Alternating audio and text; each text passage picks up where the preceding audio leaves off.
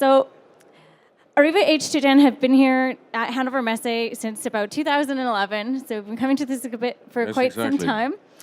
Many of you are familiar with the organization, although there are a lot of many new faces in the audience that would perhaps benefit from getting a bit of an overview about your organization. So if you want to introduce yourself and history of your organization and what it is you guys do. Yeah, sure.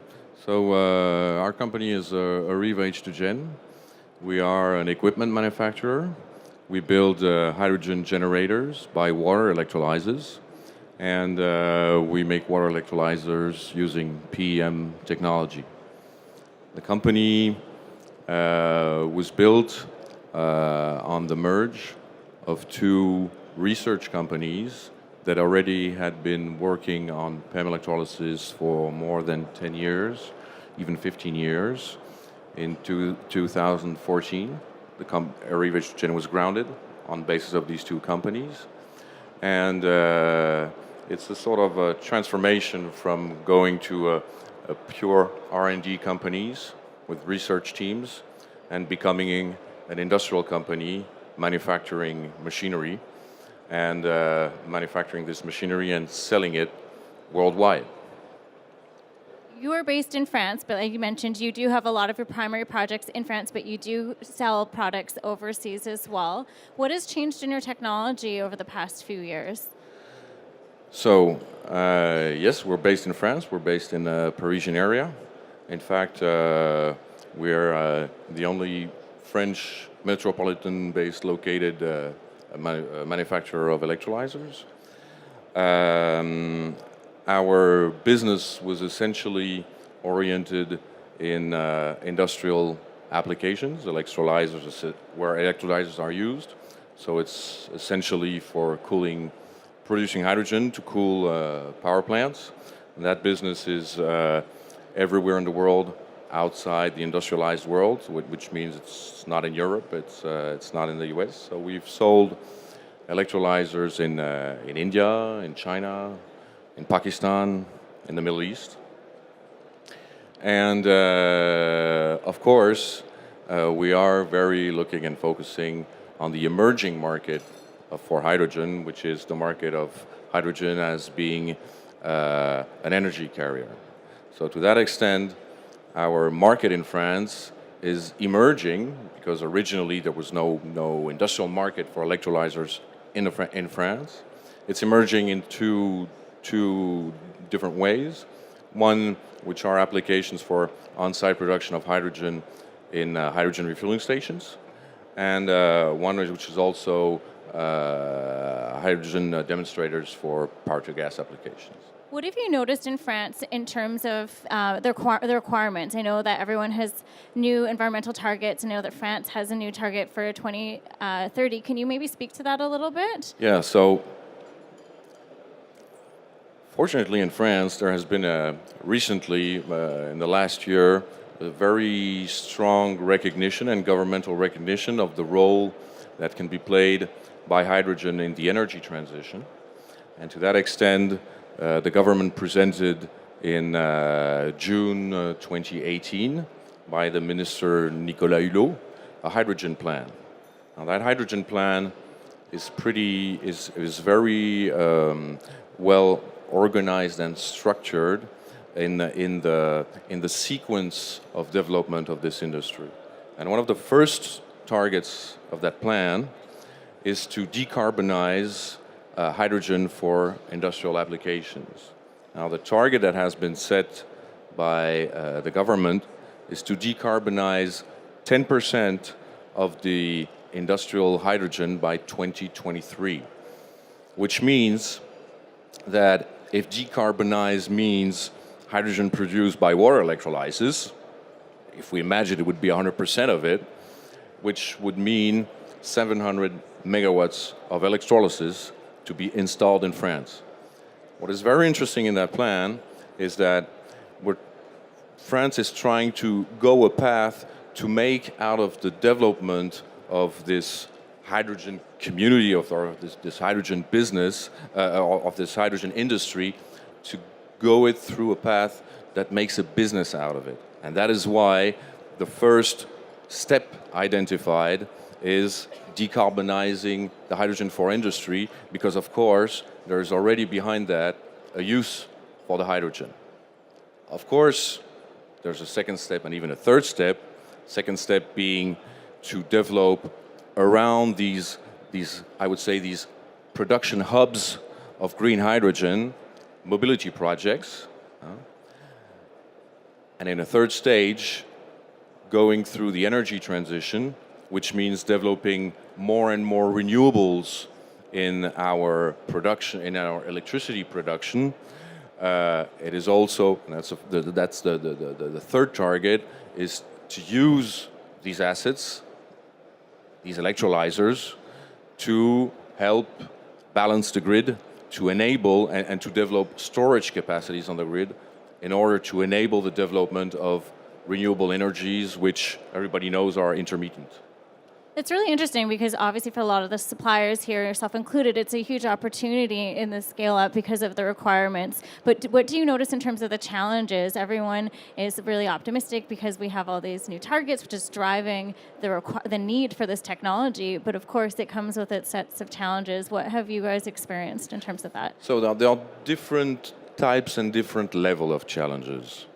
Of course, there are technical challenges for a company like ours who develop electrolyzers in the way that until now I was describing the use of electrolyzers to produce hydrogen for an industrial application, industrial need.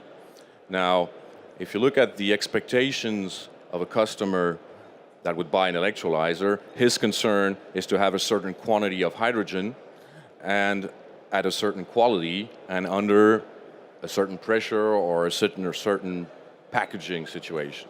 Okay.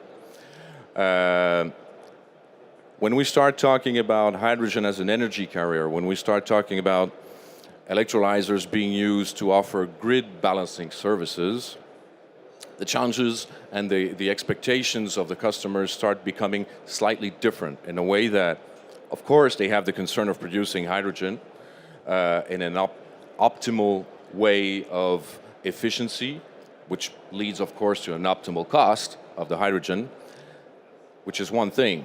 But with the same equipment and the same plant, they're going to have a concern at certain moments, which won't be just producing the hydrogen, but which will be consuming energy. And for the systems we are building, and I'm thinking more about not even the PEM technology itself in the stack technology, but also in the management of the balance of plant, this has pretty strong impacts, and there are strategies of architecture to think about to enable these capabilities. So there's a big move away from individual uses to more of an integrated energy approach. Exactly. What do you have any? I know we've talked a little bit of your history. Do you have any new projects or current projects that you're working on a large scale integration? So fortunately, AREVA H2Gen has many projects around Europe that enables a company like ours, because, I mean, as you understood it, we were grounded in 2014. We're an industrial startup, okay? And we really need to focus in developing the products of tomorrow. And these European projects are really the opportunity for us to develop these projects. So we have projects in Orkney Islands in Scotland, okay, where we are building a megawatt class electrolyzers that have these overcapacities of consuming and absorbing more energy than what the electrolyzers are laid out in terms of hydrogen production expectations, which means, in other words, that we're building electrolyzers in megawatt class that have, where the megawatt class is the 100% capacity of the electrolyzer, but with functionalities that enable them to consume 200% of that energy, okay, but without having a full layout of the equipments based on the 200%, okay, because in the in the grid services, and one of the mechanisms, for example, is primary storage, the production time under these conditions are limited, okay?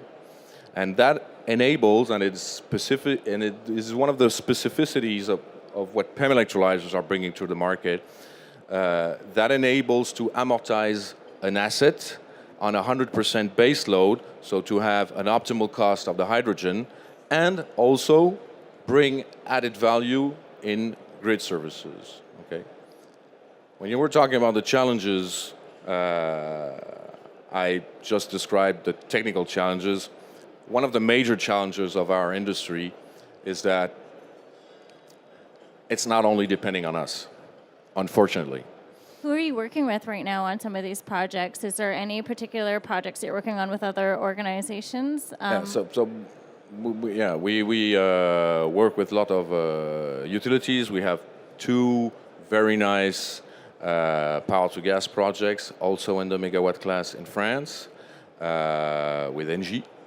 We're also working in Germany on a very, very large project called MedQuest, that for which the aim is to produce synthetic fuels. Okay, one of them being the hydrogen. I mentioned the project in Scottish Islands. Okay, and all of these projects again are really enabling us to build the equipments with the functionalities of tomorrow. So, of course, it's a product marketing issue, and we hope we're not getting things wrong on how we imagine the use of electrolyzers will be, but. So your aim here, like in terms of Hannover Messe 2019, is there any opportunities for anyone here in the audience or other organizations to kind of get on board and work on some of these integrated energy projects with you? I'm sorry. Are there any opportunities for other organizations here at Hannover Messe that might be in the audience or at their booth that may be interested in working on an integrated energy project with you, whether in European markets or international? Well, you know, we were always very interested in talking with project carriers, whether they are utilities, whether they are fuel companies, whether they are distributors, because it is for us here, particularly in Hannover, the opportunity to talk with these people and understand their needs, okay? Because the more and the better we understand their needs, the electrolyzer is a complex piece of art, okay? I mean, it's not rocket science, but there are a lot of things to know about, and there are a lot of things to think about, and to adapt functionalities to tomorrow's needs, really need to go deep down till the heart of what the stack and the electrolyzers is about. Okay, so for us, it's extremely important to share with project carriers what are their expectations, how do they see the business models, and what can we bring, or how can we adapt our product development in order to pass and to fit as much as possible the expectations of our customers to develop that hydrogen energy carrier market. Yeah. Great. So there are opportunities to work together. Does anyone have any questions in the audience for Pascal at all? Oh. Okay. I do encourage you to go visit the booth C53, which is actually just right down this aisle here, right behind us. Thank you so much for joining me today. Thank you, Roxanne. Yeah. And I encourage you to go and speak a little bit more in person to Pascal about any opportunities that might arise. Thank you. Thank you.